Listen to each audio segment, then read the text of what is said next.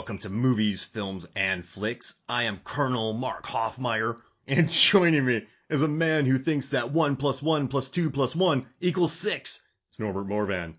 Flies are where men are most vulnerable, Mark. What's the line? How do you follow that up? Yeah, flies. Yeah. Yeah, Mustard says to Miss White, "You lure men to their death like flies," and she goes, "Flies are where men are most vulnerable." She's creepy as hell. I love it. You can't make an omelet without breaking an egg. But the cook is dead. So many puns in this movie, man. Oh man, so many puns. So we've been planning. So you and I, we have a list. You sent me a list months ago, and we've been working our way through it. And we had a bit of a break between our last episode and this episode, Howard the Duck and this. So I've been watching Clue a lot, and I watched it once without taking notes, and then I watched it again taking notes. I think this is a movie this is gonna sound really stupid, but you know how there are background movies, Norbert, where they're just you put it on. You go make yourself a ham sandwich, you come back, you miss 10 minutes, you're like, oh, okay, I get it. This movie, you really have to to get, this is such a stupid comment, but it's one movie where you have to pull an Antonio Banderas from 13th Warrior and just listen. That's right. You just have to, because you'll miss so many gags. Like when, what happened with the communist bit? Oh, that was a red herring. You just miss so much, these little tiny gags. And just at the end when they're running around and the little intricacies and all the acting, I mean, these actors, even when they're in the background, they're selling it. This is a movie that really demands your full attention. And I think it really is good on a rewatch. I just said movies are better when you watch them, but you know what I mean. You can, right? You know what I mean. Totally, man. Totally, man. In the 21st century, that mentality of putting on a movie in the background has been replaced by the podcast. So there you go. Just before you go to sleep, you can't sleep, you throw in a podcast, or you have to clean the house, or your friend threw up last night because you drank too much schnapps. Throw on the podcast. Yeah, put it on the background. That's where I thrive. Thriving. That's where I get most of my audience from. People going to bed puking. It's the dulcet tones of your sexy voice, my friend. I gotta tell you though, this movie, you know what's really interesting about it too is Jonathan Lynn really had no directing credits before this. I know he helped John Landis come up with the story, then he helped write the screenplay. There's a lot of issues with writing the screenplay and didn't have the ending. But this is a really interesting film, and it's also cool that we talked about Airplane as well, because Zucker, Abram, and Zucker, they admitted they didn't really know what they were doing. So they would film comedy scenes that instead of catching both eyes, they would just have two characters who look the exact same looking at each other saying jokes. And that's not the traditional way of capturing comedy. You do an OTS or a single shot to get the gag. And in this movie a lot, what I noticed is there's a lot of that as well. You don't get, when people are telling jokes in this, you don't get the full on shot of their eyes. People are looking at each other, yelling at each other, running around. So it's really a different comedic experience than what we're used to. It's not just like Judd Apatow movies. It's two people sitting on a couch. Clerks. It's the guy at the counter and then Randall looking out the other way so we can see both their faces. There's a lot of characters looking at each other, running around, telling gags. And then, once again, it really, there's not a lot of visual cues sometimes that subconsciously go, okay, the gag is coming. So you really have to focus on this movie because it doesn't really hand everything to you, if that makes sense. No, you're absolutely right. But that's because this movie came out 1985. The cast is the cast is what you would call a murderer's row. Yes. Of comedians. This is who's who in comedy at the time. Eileen Brennan, unfortunately, she's passed on. She was brilliant in everything. Tim Curry, brilliant in everything. Christopher Lloyd, Madeline Kahn, unfortunately, she's also passed on. She's the best. Michael McKean. Not the hair. Not the hair. Not the face. Madeline Kahn has the best lines in the movie. In my fire, opinion. hot, heat, flames and breathing. she made that up. She's brilliant. Yeah. Freestyle. Leslie Ann Warren. Yeah. Awesome. She's been in movies with just all the comedy greats. Michael McKean, for God's sake. Martin Mull. Colleen Camp. And just random Howard Hessman in the end. I mean, So the reason why perhaps they shot this movie in the unique way that you're saying is because these are people who comedy is just straight through their bones. Yeah, that's a great point. Full body actors. And also because this movie has a massive cleavage well, I don't know if it's a problem. But well, it's worth talking about because there's so much emphasis on it. Like it's a subplot. Yeah, totally. Despite all that, though, Colleen Camp, if you just see her in the background acting, or when like the cop comes to the door or the driver comes to the door, well, everyone's planned on coming there. She's selling it in the background. Like you watch everyone's facial expressions, and that's why I respect this movie. I mean, they shot this over several months on a stage in Paramount. The stage actually they sold to Dallas, and they used it as a hotel for their show, which is kind of crazy. Nice.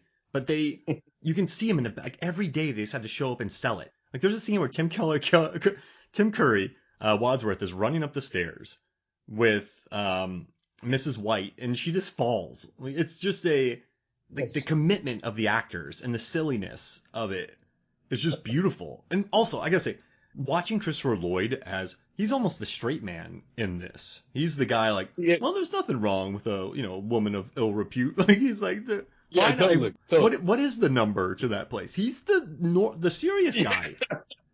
And I love that. Yeah, what's the number?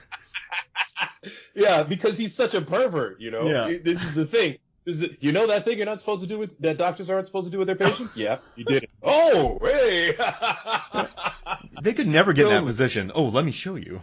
Yes. And he's just putting his hand on Miss Scarlett's ass randomly, and he's just trying to feel people up. He's putting his head on Yvette's breast whenever he gets a chance. It's just out of control. Yeah. I was looking at this guy's filmography, Jonathan Lynn. And so he made Nuns on the Run, but then My Cousin Vinny. And then he made The Distinguished Gentleman, but then he followed it up with Greedy. That wasn't good. Oh, Sergeant Bilko. That had its charms.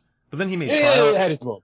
It had Trial and Error. That's one of the worst movies I think I've ever watched in my life. But then he moved on to Whole Nine Yards, The Fighting Temptations, and Wild Target. But if you watch all of his movies, they have the same vibe, almost. Very manic, except for My Cousin Vinny. But if you think of Sergeant Bilko, there's a lot of running around. Whole Nine Yards, a lot of gags in that. Fighting Temptations, what was Cuba, right? Cuba Gooding Jr.? Yes, I think so. I mean, he's manic in that. Then Wild Target's like Bill Nye, so of course he's cheeky.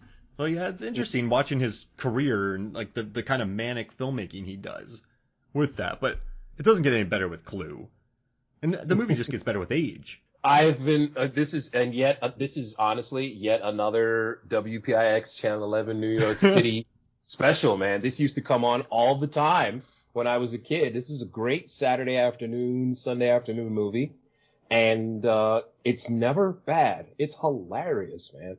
And there are moments that are just laugh out loud funny. Especially. Oh, sorry, go for it. My bad. No, I was just going to say the ending with Michael McKean. Now, if you excuse me, I'm going to go home and have sex with my wife. That's amazing. Oh, man. Oh. He's just an undercover FBI agent. Oh, man. Yeah, just for no reason. And I don't care. Yeah. Plot holes or anything like that. It's a goddamn board game they turned into a movie. Shut up. And let me tell you something, too. I think the murder, mystery, and solving is... They didn't care. No one cared about these. And they were going to do the whole gag about how they released 3 different... Like, around the country, they had 3 different endings, so people should go see it more than once. That's not... Come on, guys. Not a great idea. But it's...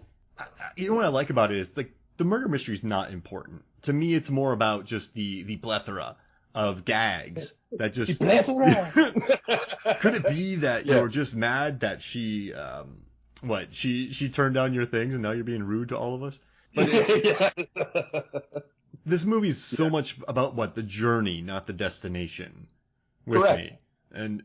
I mean, just like, why is the car stopped? It's frightened. Yes, it's frightened. You see, here's the thing about the 3 different endings that they did in theaters. Each time you go, you would hopefully see a new ending. Ugh. 1985, that's not going to work. Okay, same reason why Police Squad, the TV show, goes on for 6 episodes.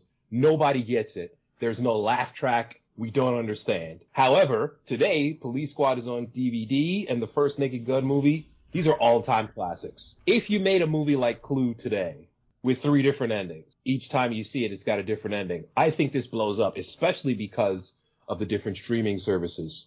I think it would really work out well. Roses are red, violets are blue, and I'll break your face.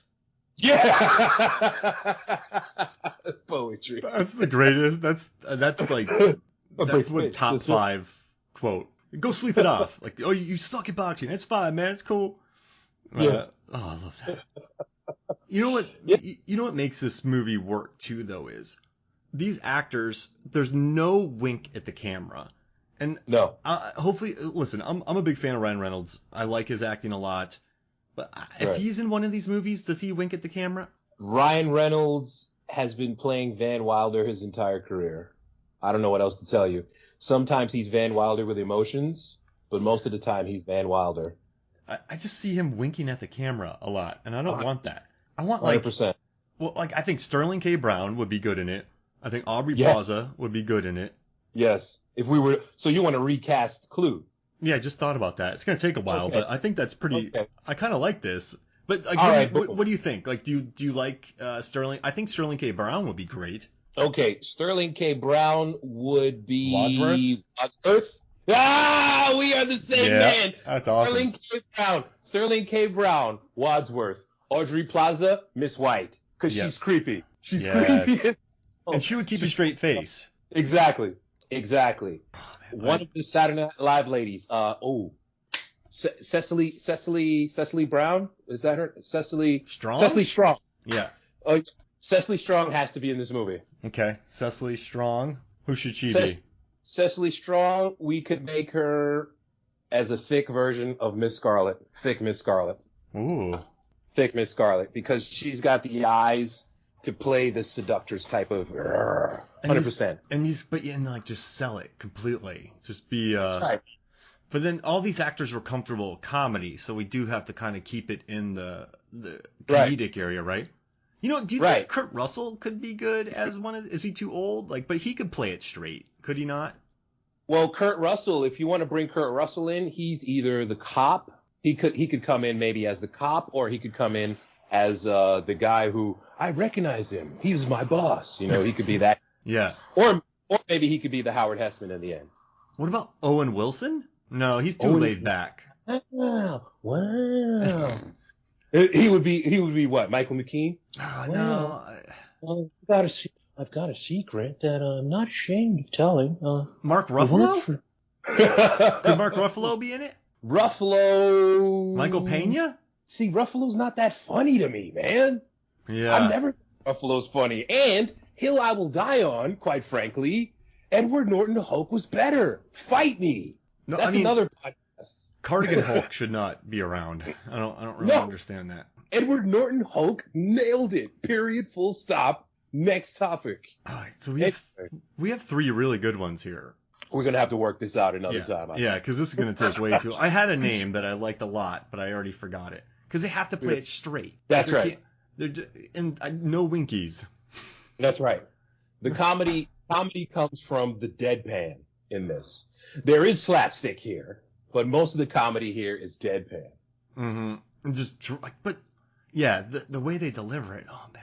You know what? You know what's interesting? Carrie Fisher was supposed to be in this movie. Like, they had some interesting casting situations. They wanted Rowan Atkinson to be Wadsworth, but I don't want that. Tim Curry's perfect in this.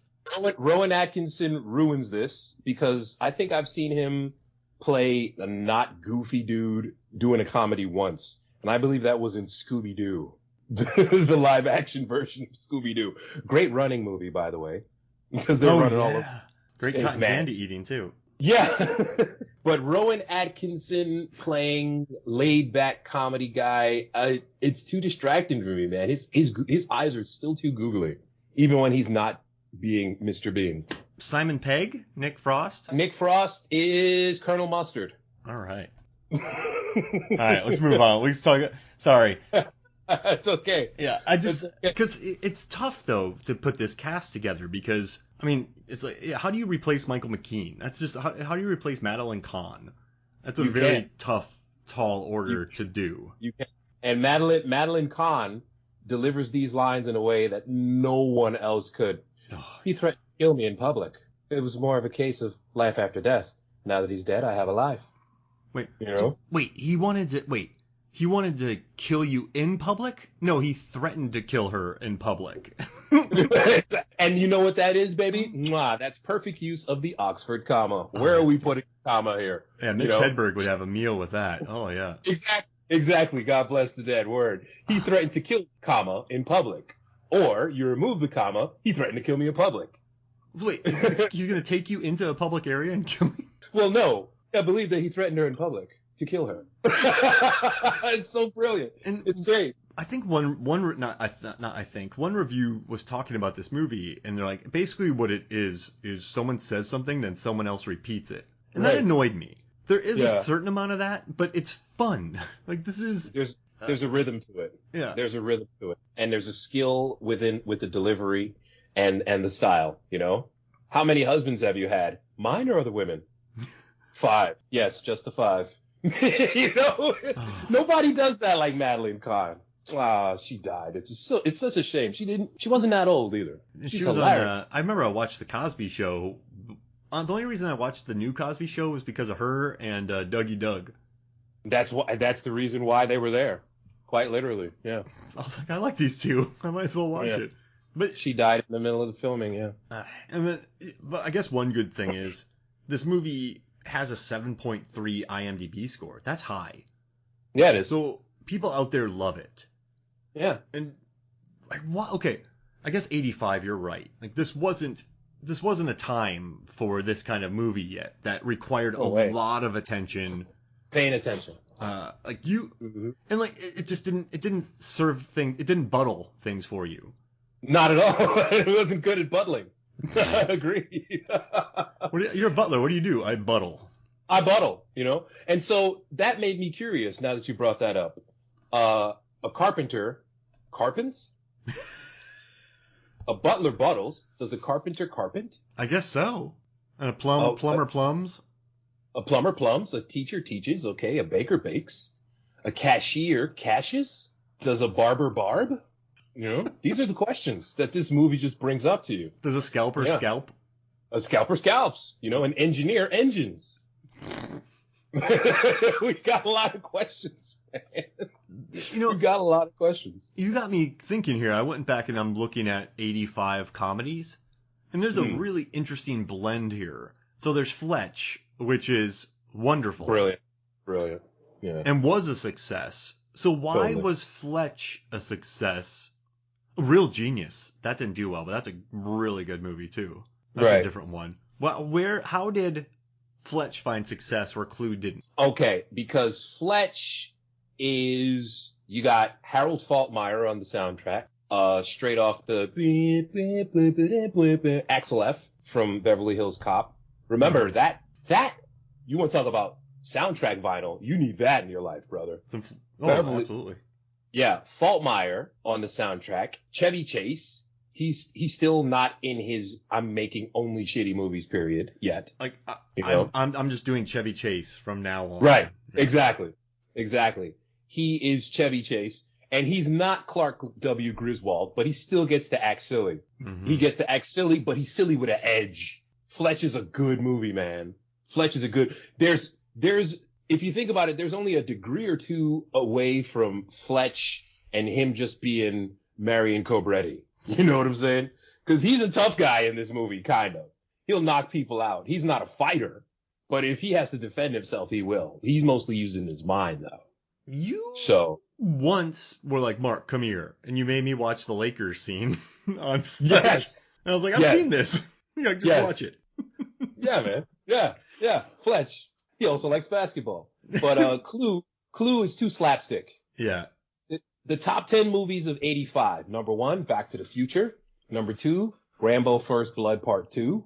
Number 3, Rocky 4. Then, The Color Purple. Yeah. You know, none of these are the slapstick of Clue, except for number 9, The Goonies. But that's a kid's movie. That movie, I gotta tell you, with Richard Donner recently passing away, Yes, the tone and manicness of Goonies, the way the kids talk in that movie, I don't think has ever been captured. So like, there's Stand By Me, yeah, but I don't think anybody's ever captured kids talking over each other before. Nope. Does that make sense? Like, that's one of the best examples of just motor mouth dialogue. And I know the Goonies and Monster Squad reference, which is, you're right, Monster Squad. I mean, those kids, like, okay, one's more like caustic, Shane Blackie, and then the other one's more Donnery, I would say. Right. But they both are so successful, and that's like Clue. I mean, there's scenes in this when they're all yelling at each other. Yes. And at the end of it, it's just Tim Curry running for 30 minutes. So it's a very manic movie, almost in the mold of Goonies. Of Goonies? So, jeez Louise. But it's... Gonads. I think it doesn't... Once again, it does not buttle something on a plate for you. You have to watch this movie. And some of the gags in it, right? Like Naked Gun, you have these sight gags. Airplane, you have these sight gags. In Clue, you have a dog poop gag with 3 people smelling dog poop that goes nowhere after that. And then you have a soup slurping scene, but you find out that the soup is what, whalebone soup? Isn't that what it was? The soup is shark fin soup, my friend. No, they had shark fin soup, and then they had another one. At the very monkey brains. Yes. Oh yes, yeah. The soup was shark fin soup, and then she was eating monkey brains. But it's correct. The slurping goes nowhere. Nowhere. I mean, like, but then you can look at movies like Napoleon Dynamite, which I adore, where some of the gags in that film do not push the narrative forward. Not at all. But I love them nonetheless. And that's like Clue to me. I don't know how you can sit there and just say, oh, well, that slurping gag wasn't necessary. And it's like, well, I mean, was the scene in 40-Year-Old Virgin where they were like, you know how you like that stupid scene between Paul Rudd and Seth Green? Like, was that necessary? Like, no, that does nothing. Yeah. So it's just little nitpicks. It really doesn't. Little nitpicks. And they're like, oh, we improvised that. Good job, guys. That's yes, congratulations. Very 2001. Awesome. But it's you really can't do that anymore. No. Totally. That scene is over. And I think it's even worse. He's like, yeah, and we improv'd it. I'm like, oh, so it wasn't just on a Judd Apatow script? Exactly. Nobody wrote that down. This is just you speaking from the heart. Oh, man, Paul Rudd. Whoa.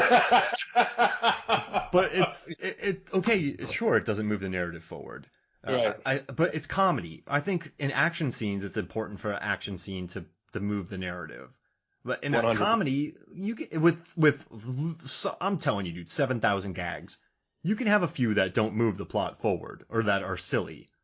And correct. You know, correct. And on top of that, this is a murder mystery, okay? And somehow they try to make it funny. Mm-hmm. And they manage to succeed. Do you know that they kill 6 people in this movie, man? 3 plus 3? Oh, it's serious now. They kill 6 people in this movie, and I believe the first Friday the 13th movie, they kill 9 people, dude. 10. Friday the 13th, where Mrs. Voorhees, spoiler alert, is the murderer, they kill 10 people. In Clue, they kill 6. So you got murder here, people. Okay? Telegram people getting shot.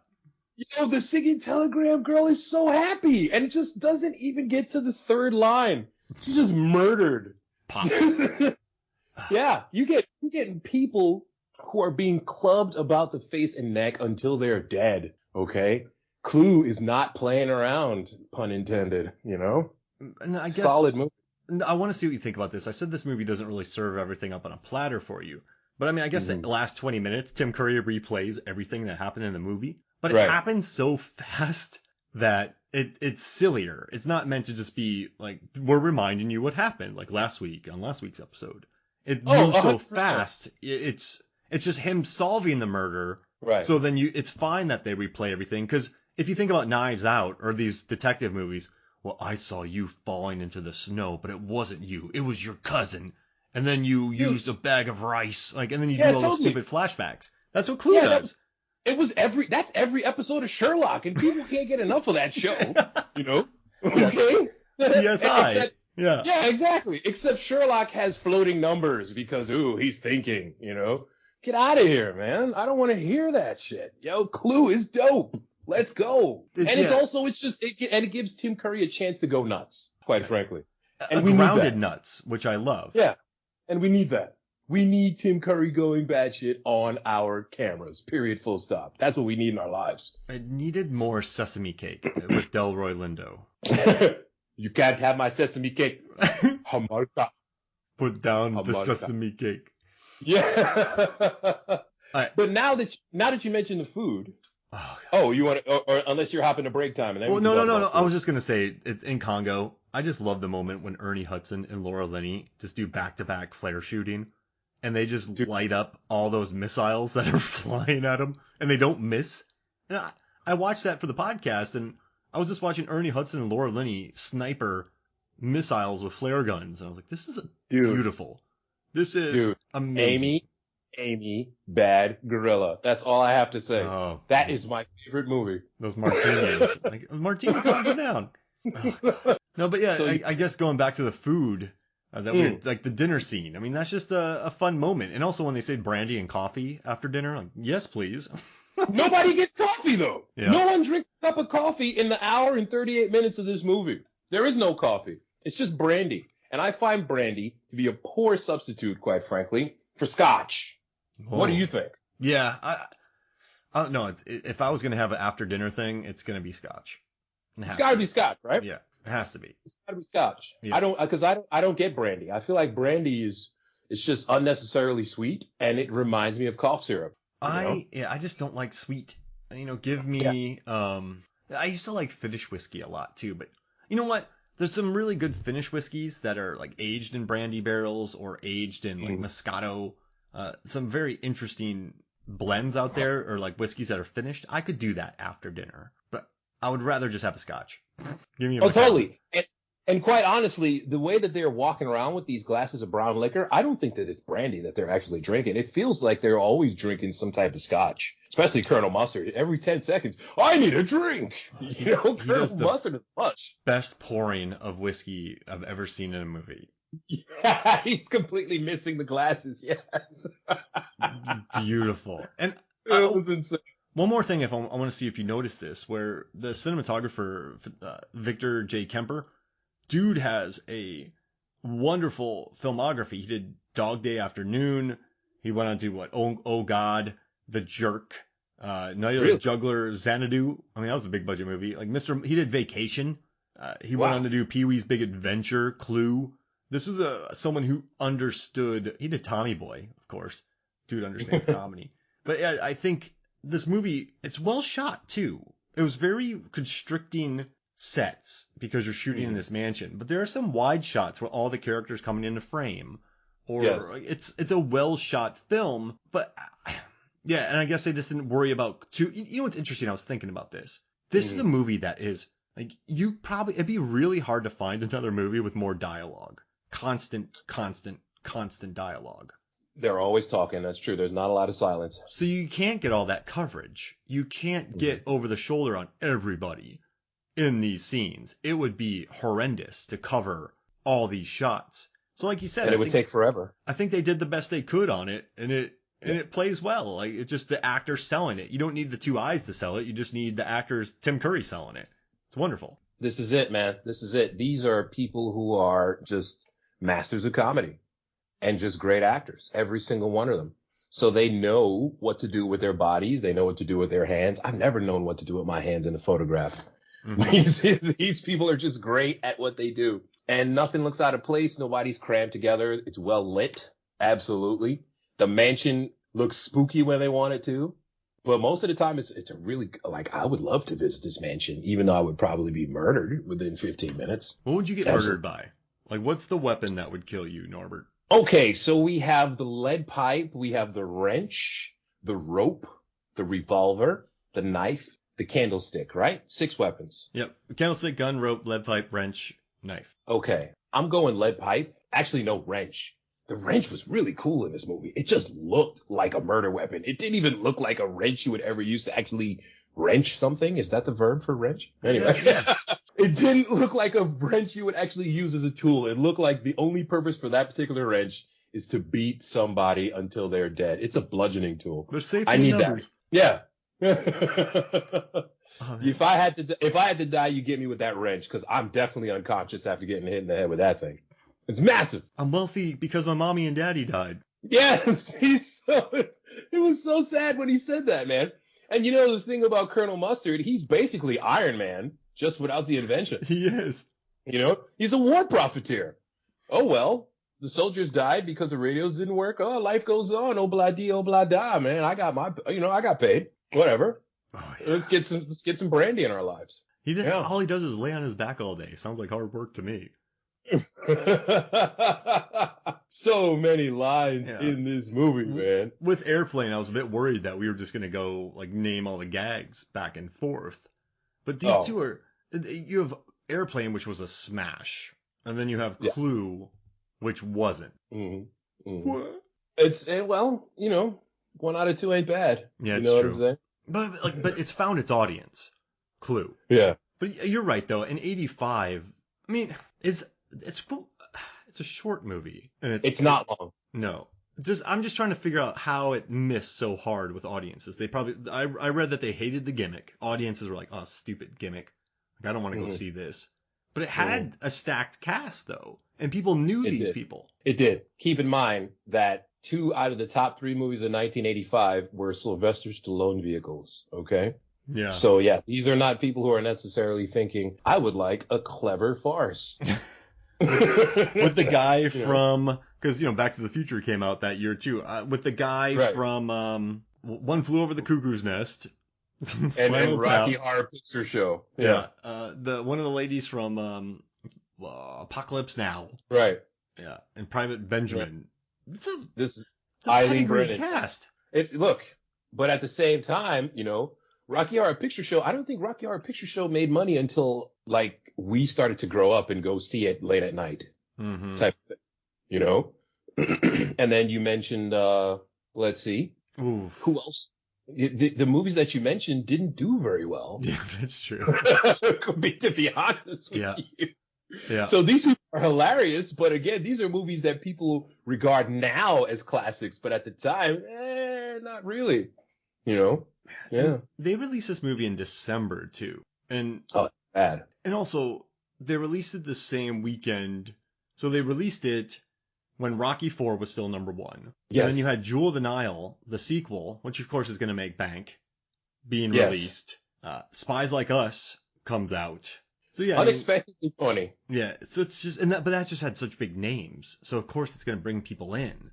So it didn't have much of a chance to survive, I think, this film. No. And then And then it opened up, so then it was Rocky IV, Jewel of the Nile, Spies Like Us, Out of Africa, The Color Purple. Yeah, I mean, this movie had no chance. No chance. Yeah, you look at this list, dude.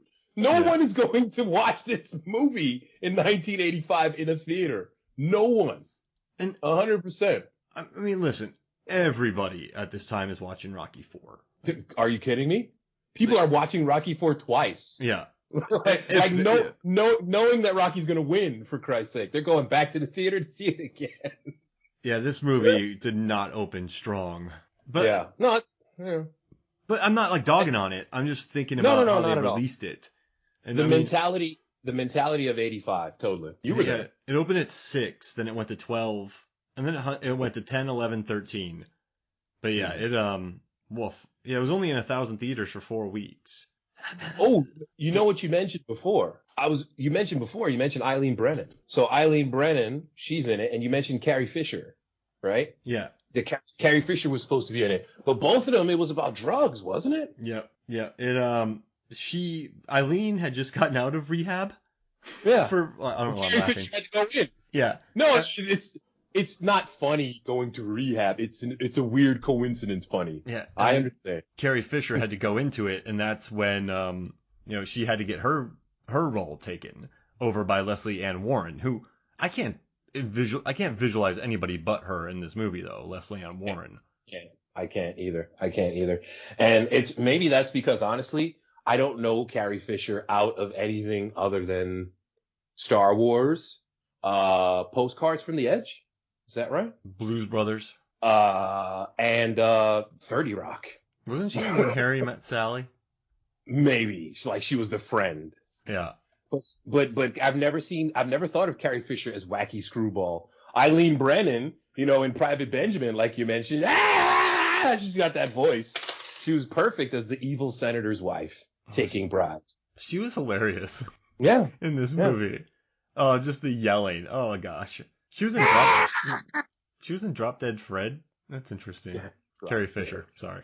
I was about to say it's not Eileen Brennan. Oh, and also too, I love the scene where they're kind of they're running. Wadsworth is running everybody around, and someone's like, another denial, and then Madeline Kahn just goes. I'm like, Madeline Kahn just made a fart noise. That made me so happy. And I'm like, will you stop that? No, like it's such a manic ending.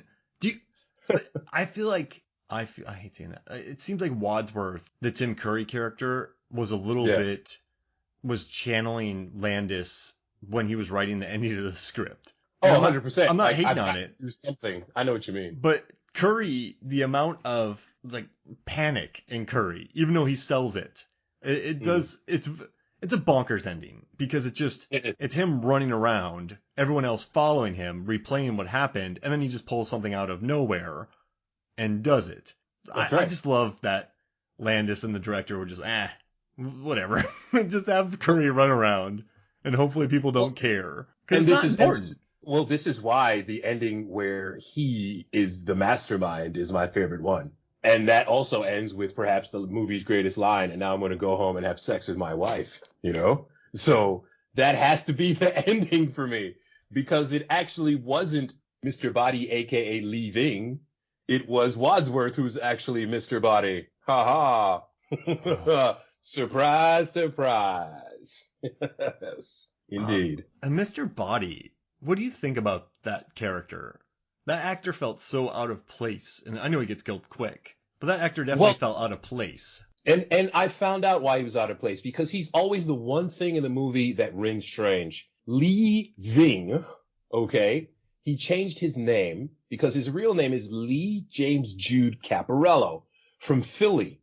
He's a punk vocalist, okay? And his most famous band is Fear. Apparently, he was on Saturday Night Live or in a concert of some kind. They're performing a song. I checked it out on YouTube.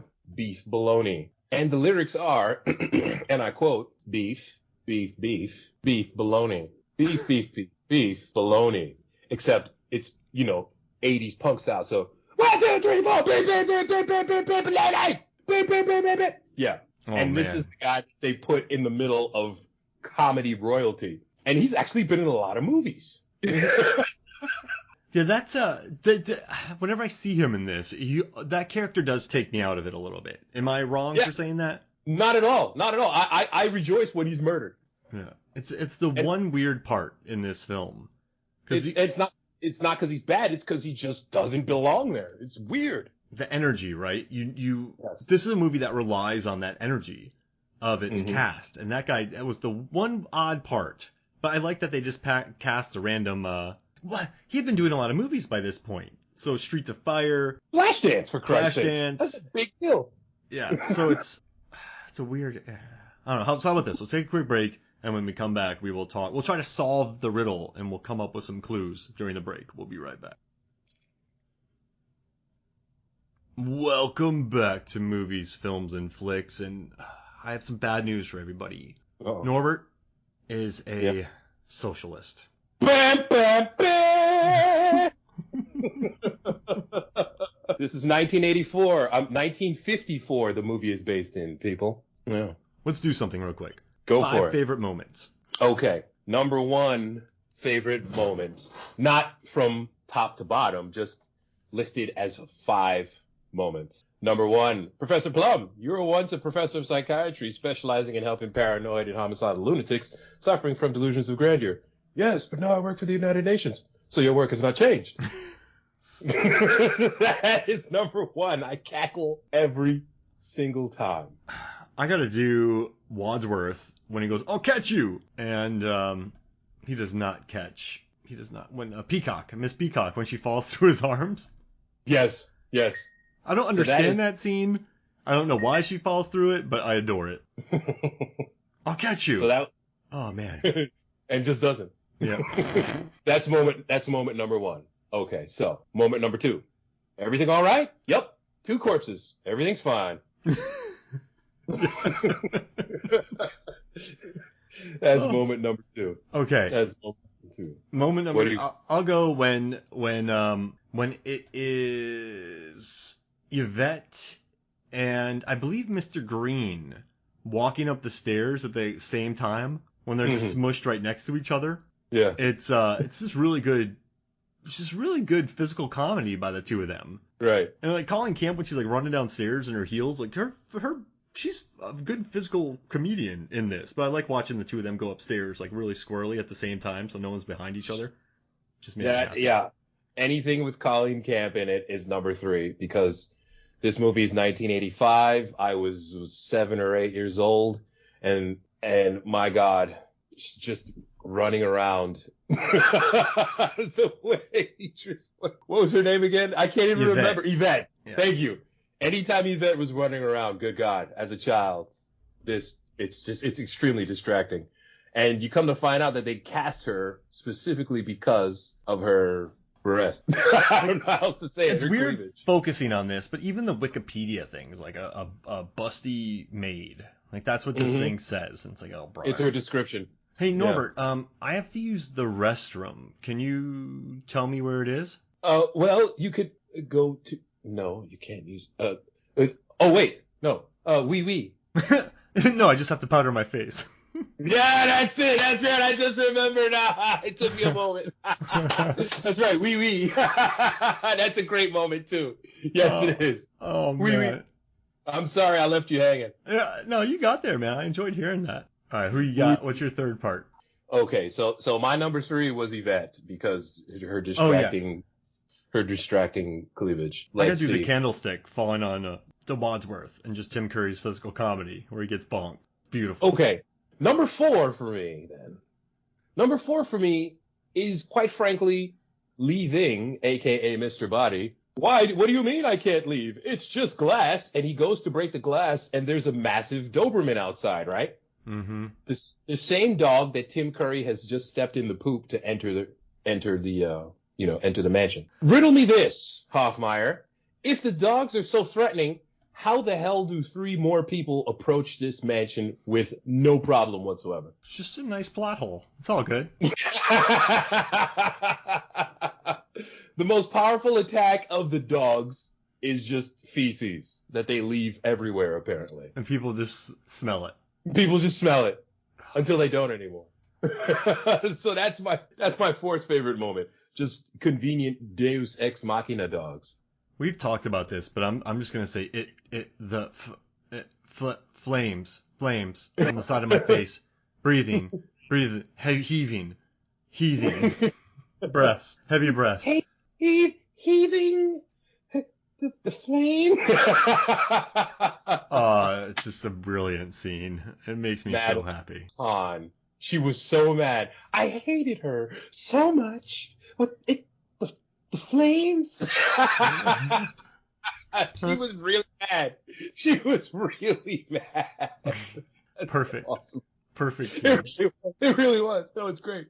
It's great. And then number 5, I've said it before. I'm going to say it again. And now I'm going to go home and have sex with my wife. Shake, rattle, and roll. It's so hilarious, man. The movie ends that way. Oh, it's beautiful. Oh, my God. It's hilarious. Now, I don't think this is the best, but I'm just going to use this as a fun example. Like, his name's Hoover. He cleans up. It's yes. It's just such an obvious gag. But I love those gags in this movie because there's no... Aside from the dog poop scene, which still is so weird, it's such an odd gag that to never come back on. Totally. The humor does come from like there's very few poop. There's no scatological humor really in this movie. That's right. No, you're right. Like there's just no poop or scatological jokes. It's the humor comes from gags that were actually written. And we've talked this before. Every joke is written. Well, no, there's a lot of stuff improv on set. But I dig that the humor in this movie is like they're trying to make you laugh. Like they're really working hard here for physical comedy and various gags. And I would say the repeat gags in this movie, the slurping, the shoes, the Yvette stuff, I would say that's the Yeah. least funny to me. And for me, it's Right. more about like, you're trying to make me look stupid. You already do that. Yes, I do. Like those. Yeah, exactly. That's where the humor comes in. And those, like, the gags don't get me. It's just a lot of the really quick dialogue that I Right. just adore from this movie. And I'm totally fine with the other gags. I'm not saying they're not funny. I just laugh a lot more with the heaving, heavy, like that kind of, like, just the egg, like, you gotta break an egg to make an omelet, but the cook's dead. But the cook is dead! Oh, and Leslie Ann Warren, when she's like, no, but 1 + 2 + 1 + 1, shut up. Yeah. Like, that's Yeah, totally. good timing right there. Totally. So to make a long story short, too late! Yeah. Every time, you know? Yeah. Go ahead, Oh, what were you yeah, saying? to make a long story short, too late. Yeah, that's what I like. Exactly. That's where this movie comes alive with, for me, at least. And it's just fun. It's I don't know, man. I'm happy you picked it. I'm happy we got to cover this movie. I know there was a big audience for it. I know it didn't do well now, but I mean 7.3 on IMDb and talks of a remake. People still love this movie, so it's worth talking Dude, it's about. gotta happen, man. And listen, here we are, okay, in the 21st century and the late 20th century. We've had properties based on games, you know? Yeah. All right? Clue's the first property based on a board game. But look, for Christ's sake, was it when we were in Korea they came out with Battleship the movie? I love that movie. I can't. I love Like it.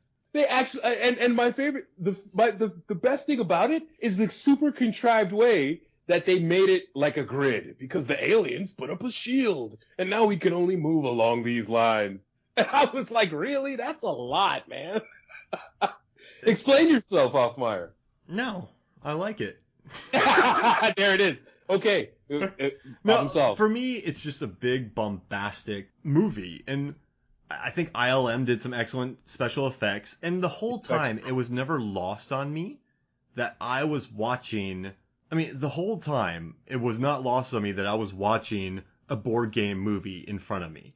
So I never once took it seriously. I just sat there and just was like, this is crazy. This is Michael Bay. This is just the weirdest thing I've seen. And I also liked Mick in it, played by Gregory Gadson. He and Brooklyn Decker were running around. You know, the soldier who he had lost both legs. He gets into this fight with an alien. I'm like, this is awesome. Just random shit is that. Oh, look, there's Rihanna. Oh, wow, that's Liam Neeson for some reason. This movie is absurd, and I'm going to watch it tonight. Thank you for reminding me. Jesse Plemons has a lizard in it. Yes. And it's just, like, and then, like, Exactly. Rami Malek is in it for some reason. And what's interesting is at the end, they're like, we need a boat. We need a battleship. And they look over at the USS Missouri, and all the, like, former people who worked on it, the World War II guys, are posing on it already. And here's the thing, though. That didn't, like, Peter Berg had made very successful movies before Battleship. So in this film, this wasn't an accident that they were posing. He knew what he was doing, or just making this rah-rah, let's go wipe out these aliens picture. And so it's, I don't know, it's just, it's like analog versus digital at the end, and then you have Mick battling people, and I like Taylor Kitsch. I think he was really good in Friday Night Lights. I think Hollywood didn't quite know what to do with him in the beginning. Yes. Like, remember Colin Farrell? They're like, put him in SWAT. Like, put him in this. Right. And then he goes and does The Lobster. So they were lumping him into everything. You had Liam Neeson in there for some reason. Skarsgård in there for some reason. It's I don't know. But I like the fight scenes. I thought, I don't know, man. It's a movie called Battleship. So my brain... Like some people say your brain leaves the theater when you walk into I it. got you, man. Like I sent my brain away to go watch this movie. Battleship had you at hello. I totally get it. So, but Battleship, what I was you pointed out exactly what I was trying to get you to say. That movie is the total opposite of what the hell Clue is. Yes. Because the only thing that links Clue to the board game, beyond the weapons and the names, every once in a while, I did it in this room with this weapon and ha ha ha. But they're not so much focused on the game. It's character driven. Yeah. It's weird what is happening. And there is a lot of murder. Okay. Because at the end of the day, you're playing a game about murder, and they don't drift away. They dive in, You know, there's only one person dies in the actual board game. You get 6 dead people by the time this is over. There is murder, and there is murder. They're pretending to make out with the bodies when the cop comes. Yes, it's incredibly dark. Oh, this person's dead drunk. Yeah, well, you know what? We haven't talked about that. This really works as kind of a dark comedy, a black comedy. This is there's like not necrophilia, but they're using they're joking around about dead bodies. They really don't care about these dead bodies. Mr. Body's dead body. It's not at all. It's quite a dark movie as well. So you have this slapstick humor, but then you have people just not caring about murder. It's it's a weird, it's an interesting combo, and I like it. There's a lot of corpses, okay? And then Miss Scarlet, what's her job? She's a pimp in D.C. Yeah, she is. All right, Professor Plum, he totally hooked up with his patient while he was a psychiatrist. Colonel Mustard, once again, I'll say it again, he was Tony Stark minus the genius, just selling weapons as a war profiteer. Mr. Green, he's gay in the State Department, and none of these are bad things except for the fact that it's 1954. Yeah. So gay still means happy, you know? Mm-hmm. And Wadsworth, his wife was a socialist like me, according to Mark Hoffmeyer. Well, not everyone's perfect. Miss Peacock is a senator's wife who's taking the bribes for her husband. Okay? All right? And Mrs. White, she absolutely killed her ex-husband. Oh, yeah. Oh, yeah. Which husbands? Yeah, all of them. Yes. 5 ex-husbands. She's killed at least 2. Okay? The bad illusionist, you know? He was an illusionist. Well, yeah, he disappeared. He never came back. You know? Okay, well, I never said he was a good illusionist, you know? her husband was a nuclear physicist. Oh, he just happens to also be dead. She's a murderer. These are horrible people in general, except for Mr. Green. Mr. Green actually wasn't a horrible person, and Wadsworth, if you look at it, Green and Wadsworth were actually cool. Yeah. Everybody else was just a person. I love Tim Curry. And honestly, if Tim Curry say he did have a refrigerator full of small baby parts, I would still love his character because I can't hate Tim Curry in anything. The sesame cake. America, the lost city of Zinj. Hey, before we get out of here, let's do a quick movie characters, movies featuring an actor from Clue draft. Okay. So I'll let you go first. All right. Well, since you've made me reference it multiple times, I'm going Amy, bad gorilla. Congo, baby. Tim Curry. Okay, so then I can't pick a big hitter then because you just went straight up with Congo. So, but that's not a good movie at all. You understand? Yeah, no, but I can't just go take One Flew Over the Cuckoo's Nest right after you take that. Like, you know what I mean? Like, if I chose Blazing Saddles, that would not be good. So I need to find a funky one to match yours. Hey, I've been keeping up on what's going up on moviesfilmsandflicks.com, by the way. You know what? I'll take Camp Nowhere. Camp Nowhere, he says. No, I don't want that. Don't do that. Look, don't cripple yourself intentionally. Go all out, man. I've been keeping track of what's been happening on the website, okay? And you've been getting your butt kicked in these lately, man. I don't mind. I don't play to win.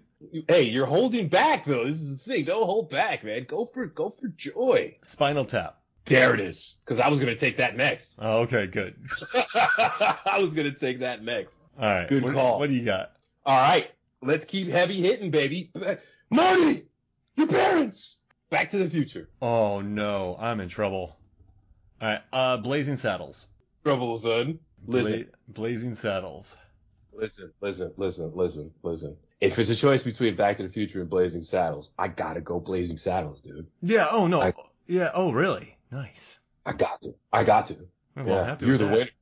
You win that. Blazing Saddles, not even just for the all the barrier crossing and barrier breaking stuff it does. That movie's hilarious to this day. Put the gun down. It's like that movie is not unfunny. I don't know how else to say it. We're gonna need a lot of dimes. Yeah. Get out of here, man. Okay, so let's see. All right, I'm gonna go look for something with Martin Mull because not for nothing, Martin Mull is funny, but His filmography is very hit and miss. TV stuff is good. Filmography there's a lot of movies that are not good. I'm gonna go. Look at that. He was in Miss Doubtfire. I call it. All right, Mrs. Doubtfire. Mrs. Doubtfire. Totally. All right, I'm gonna take Who Framed Roger Rabbit. Son of a. You got a lot of Oscar-winning stuff, man. Damn it. Ooh. Have you seen that recently, by the way? Really yeah, I have. I did a video for it for Rotten Tomatoes, and then I had to research it. And yeah, it's lovely. I bought it. Holds up so well, man. Glorious. And another one, knock on wood, God bless the dead. Eddie Hoskins. Good God. Oh, he's so good in that. Like, man, the fact that he did that and sells it back in the day. Seriously. Sells it, and on top of that, never looks like, oh, I'm just taking a paycheck. It's interesting. Right. Meryl Streep was in Death Becomes Her, and she's like, I will never do CGI again. And I bet you Bob Hoskins is just kind of like, oh, man, come on now. Oh, he couldn't wait. Yeah. He couldn't wait. Hoskins didn't give a damn. Hoskins was on Tales from the Crypt, for God's sake. Hoskins was a workman. Okay, so I'm going Madeline Kahn. You took Blazing Saddles. I'm going Young Frankenstein. Oh, I almost picked that. Not there. And then she starts singing. Right. I was gonna go History of the World Part 1, but that's only funny for like the first half. You know what? I'm gonna take the Rocky Horror Picture Show. We gotta support Tim Curry. God damn it! I was gonna take that. See what happens when you don't hold back? You have Back to the Future though. You're gonna win. Rocky Horror. Okay. Let's see. Who else is in the cast? We got some Christopher Lloyd. Okay. Here's what I'm gonna do. I'm just gonna punt. I'm gonna pick a Christopher Lloyd movie. Star Trek 3: The Search for Spock. Oh no. Months. It's on 2. Star Trek 3. I'm going nuts. Spock. I'm going nuts. Because I could have picked the Addams Family. Actually, I'm going switch that. He was Uncle Fester. I totally forgot. Yeah, you gotta have that. I was gonna do that too. All right, so I'm gonna take Apocalypse Now. Woo! I might lose. I actually try to win one, and I'm just gonna lose because you have such good ones. There's no way, dude. Read your list again. Spinal Tap, Blazing Saddles, Who Framed Roger Rabbit, The Rocky Horror Picture Show, Apocalypse Now. There's no way you can lose with that. I don't know, man. If you lose with that, I'm gonna help you go to the place where the internet is plugged in, and we're gonna unplug it and plug it back in again, so it can because you can't lose with that list. Your list is absurd. Oh, well, this is fun, man. Thanks for getting me refamiliarized with Clue and making me realize its brilliance. I really enjoyed this episode. Love is love, man. This is Norbert Morvan from the kitchen with the Bluetooth headphones. What are we doing next? Same thing we do every night, Pinky. You left it open. I couldn't help it. I'm that guy. What are we doing? We have a couple movies. We got to look through it. You have 2 movies left on the list you sent me. Okay, cool. I forget what they are, though. I'll have to look them up before our chat gets too deep, and we'll have to scroll through for months. Because this happens because I miss you and I love you, man. And I might have to venture through the plague-infested earth just to come say hi to you and the family. Oh, that'd be amazing, Uncle Norbert. Yeah. I will just put a mask on and then walk around in the giant condom from the Naked Gun. And that's how I will travel internationally from now on. Nice beaver. I stuffed it myself. Oh man. All right. Well, thank you for joining me, Norbert. Hey, do you want to promote anything? Like, you're making music, man? Where can they find that? Thank you. I am Norbert Morvan on SoundCloud. Norbert Morvan. I'm on SoundCloud. I am Eddie Kane on Twitter. EDDIECAINE. These are good times. I don't do the Instagram because I got to go on a diet. The COVID diet. Got to go on a diet, man. August. Let's start. That's right. Once I finish these blocks of cheese from Costco, it's on, baby. And then we'll push it back to September. Then we'll push it back to September. Absolutely. Oh, well, thank you for joining me, man. Thank you, sir. Love you. Mwah. love you too, man. For me, Mark Hoffmeyer, and for Norbert, the Socialist Morvan, this is Movie Sons of Flicks. We'll see you next week.